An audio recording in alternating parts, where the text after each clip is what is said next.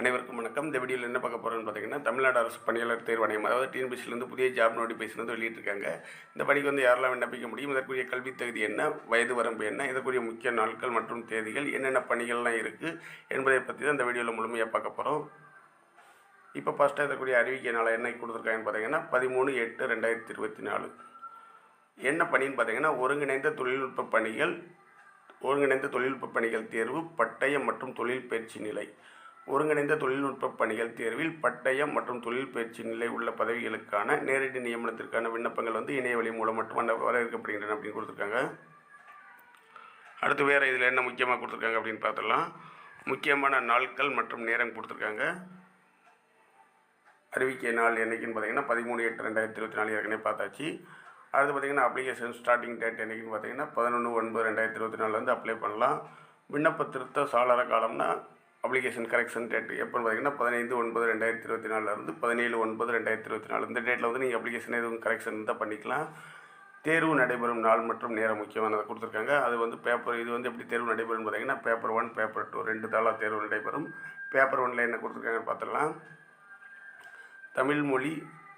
தமிழ் தகுதி தேர்வு, பொது அறிவு மற்றும் திறனறிவு, மனக்கணக்கும் நுண்ணறிவு. இது வந்து என்றைக்கு நடைபெறும்னு பார்த்தீங்கன்னா 9/11/2024 9:30 முற்பகல் முதல் 12:30 பிற்பகல் மணி வரை காலையில் தான் இந்த எக்ஸாம் நடைபெறுது. அடுத்து பேப்பர் 2 பொறுத்த மட்டும் நீங்கள் என்ன மேஜர் வந்து எடுத்து படிச்சிங்களோ அதில் தான் கேட்க போகிறாங்க கொஷின். பேப்பர் 2 எக்ஸாம் எப்போ நடைபெறுதுன்னு பார்த்தீங்கன்னா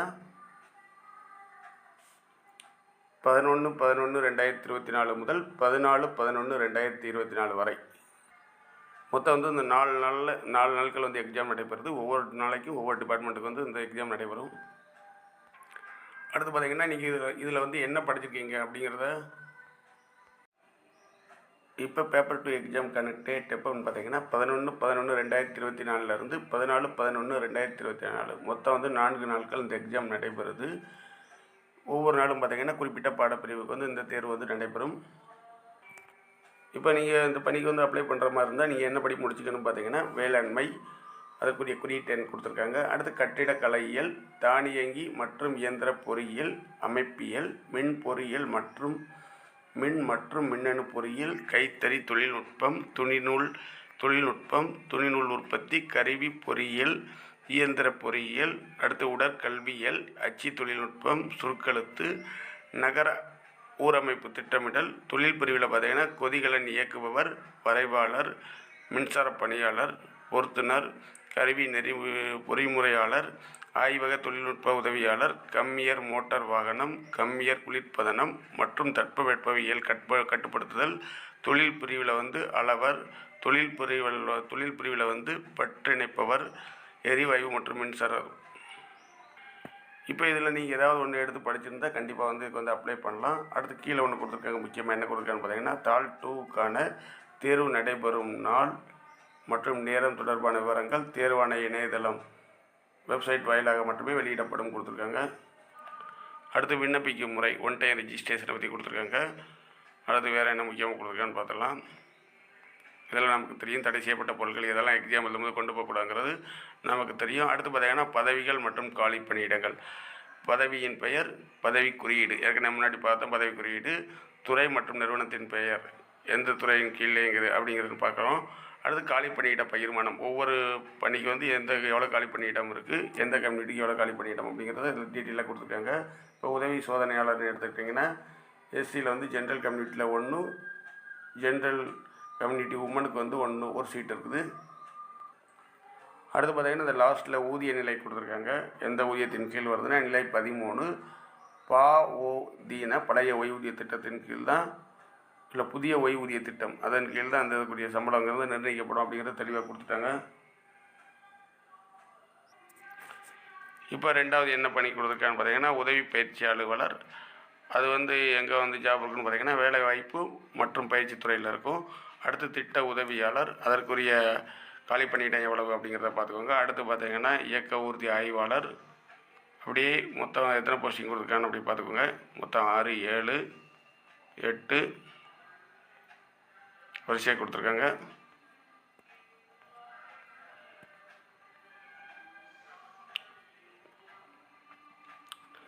இதோட பிடிஎஃப் வந்து நம்ம டெலிகிராம் குரூப்பில் ஷேர் பண்ணுறேன். நீங்கள் பொறுமையாக எடுத்து பார்த்துக்கிட்டு எந்த ஜாபுக்கு அப்ளை பண்ணணுமோ நீங்கள் அப்ளை பண்ணிக்கோங்க. இது நிறையா இருக்கிறதுனால நான் அப்படியே லேசாக உங்களுக்கு காமிச்சிட்டு போகிறேன்.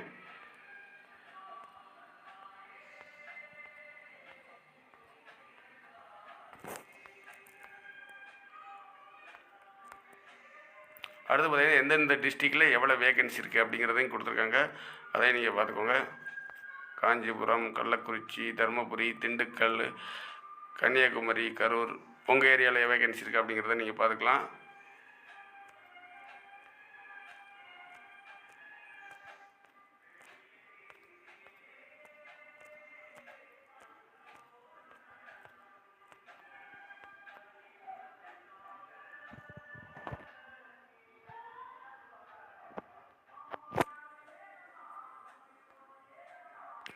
அடுத்து முக்கியமாக தெரிஞ்சுக்க வேண்டியது என்னென்னு பார்த்தீங்கன்னா, இதற்குரிய வயது வரம்பு, ஒவ்வொரு பணிக்கும் எவ்வளோ வயது வரம்பு கொடுத்துருக்காங்க அப்படிங்கிறதான் பார்த்துக்கோங்க. உச்ச வயது வரம்பு எவ்வளவு, அது மாதிரி வயது வரம்பு சலுகை யாருக்கெல்லாம் கொடுத்துருக்காங்க அப்படிங்கிறதையும் பார்த்துக்கோங்க. முன்னாள் இராணுவத்தினர், மாற்றுத்திறனாளிகள், ஆதரவற்ற விதவை, இவங்களுக்கெல்லாம் வயது வரம்பு சலுகை கொடுத்துருக்காங்க. இதில் பார்த்திங்கன்னா ஆதரவற்ற விதவிக்கு வந்து உச்ச வயது வரம்பு எதுவுமே இல்லைன்னு கொடுத்துருக்காங்க. அடுத்து மற்றபடி பார்த்திங்கன்னா எல்லாத்துக்குமே வந்து வயது வரம்பு சலுகை கொடுத்துருக்காங்க. எவ்வளோங்கிறத நீங்கள் டீட்டெயிலாக பார்த்துக்கோங்க.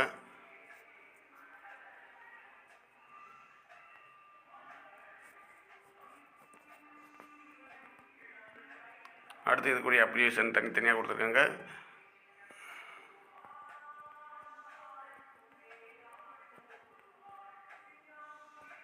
அடுத்து இதற்கான தொழில்நுட்ப தகுதி மற்றும் அனுபவம், இதற்குரிய கல்வி தகுதி என்ன அப்படிங்கிறத அதையும் கொடுத்துருக்காங்க.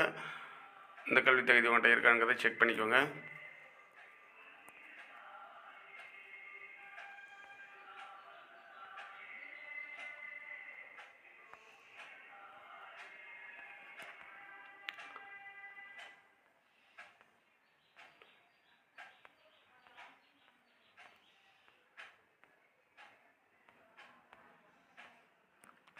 இதற்கான நோட்டிஃபிகேஷன் வந்து தமிழ் அண்ட் ஆங்கிலம் ரெண்டுலேயும் கொடுத்துருக்காங்க. ரெண்டையுமே வந்து நம்ம டெலிகிராம் குரூப்பில் ஷேர் பண்ணிடுறோம், பார்த்துக்கலாம் நீங்கள்.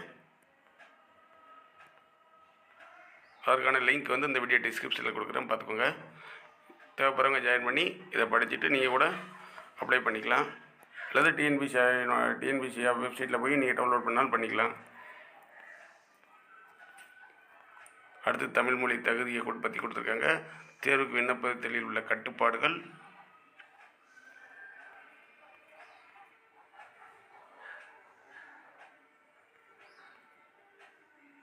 மொத்தம் வந்து 173 பேஜ் இருக்குது.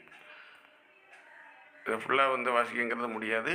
நீங்கள் பொறுமையாக படித்து அப்ளை பண்ணுறது தான் நல்லது. இருந்தாலும் இந்த ஜாப்கான நோட்டிஃபிகேஷன் வந்திருக்குங்கிறத தெரியப்படுத்த இந்த வீடியோ வந்து மேக் பண்ணியிருக்கோம். இணைய வழியில் விண்ணப்பிப்பதற்கான முறை கொடுத்துருக்காங்க. நீங்கள் எப்படி விண்ணப்பிக்கணும், ஏற்கனவே வந்து நிறைய தடவை அப்ளை பண்ணியிருப்பீங்க, உங்களுக்கு தெரியும். அது மாதிரி அப்ளை பண்ணிடுங்க.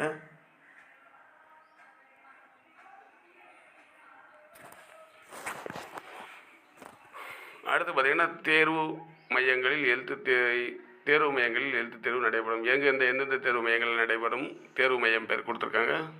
மொத்தம் வந்து 38 தேர்வு மையம் கொடுத்துருக்காங்க. இதில் எந்த தேர்வு மையம் வேணுமோ நீங்கள் அதை செலக்ட் பண்ணிக்கலாம். தேர்வு கட்டணம் பற்றி கொடுத்துருக்காங்க. தேர்வு கட்டணம் யார் யாருக்கு சலுகை கொடுக்க அப்படிங்கிறது தெரிஞ்சுக்கோங்க. அடுத்து விண்ணப்பத்தில் அப்ளிகேஷன் கரெக்ஷன் டேட் என்றைக்குன்னு சொல்லிவிட்டேன். அந்த டேட்டை பார்த்து நீங்கள் எதுவும் சப்போஸ் கரெக்ஷன் பண்ண வேண்டியிருந்தால் பண்ணிக்கலாம். அடுத்த ஆவணங்கள் எந்தெந்த டாக்குமெண்ட் வந்து அப்லோட் பண்ணணும் அதையும் கொஞ்சம் நல்லா பார்த்துக்கோங்க.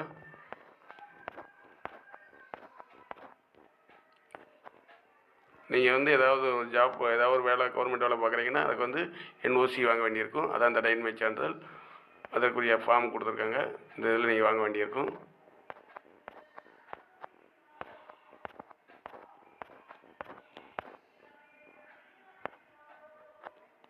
அடுத்து பார்த்திங்கன்னா முன்னாள் இராணுவத்தினர் சமர்ப்பிக்க வேண்டிய சான்றிதழ் படிவம் என்னென்ன அப்படிங்கிறதை கொடுத்துருக்காங்க.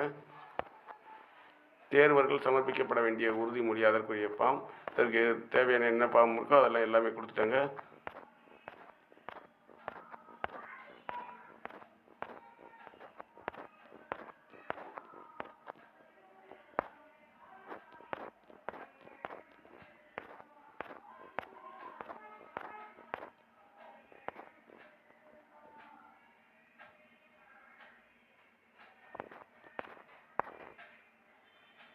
அடுத்து ஆதரவற்ற விதவைக்கான சான்றிதழ் படிவம், தமிழ் மொழியில் பயின்றதுக்கான சான்றிதழ் PSTM.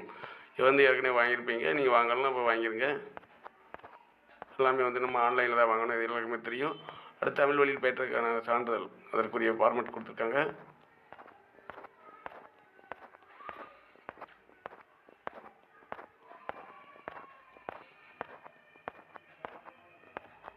அதற்கு இது அடுத்து பார்த்திங்கன்னா இதற்குரிய சிலபஸ் கொடுத்துருக்காங்க.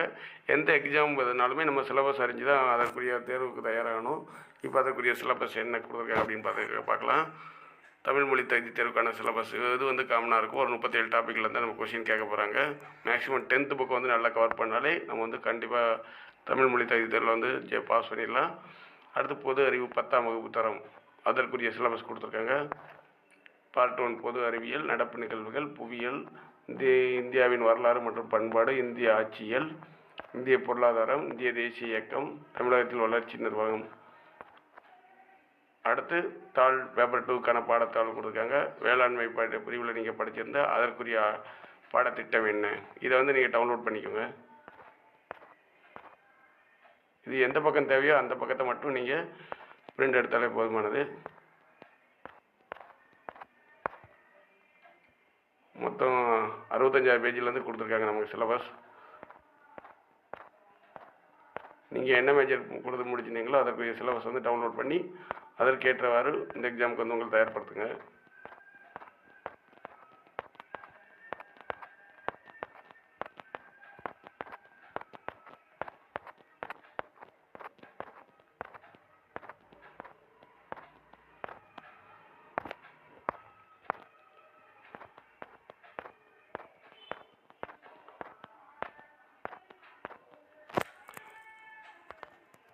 அதனால் அந்த தேர்வுக்கு வந்து யாரெல்லாம் அப்ளை பண்ண எலிஜிபிளாக அவங்க எல்லாருமே அப்ளை பண்ணுங்கள். தேர்வுக்கு படிக்க தயாராகுங்க. தேர்வில் வெற்றி பெறுங்க.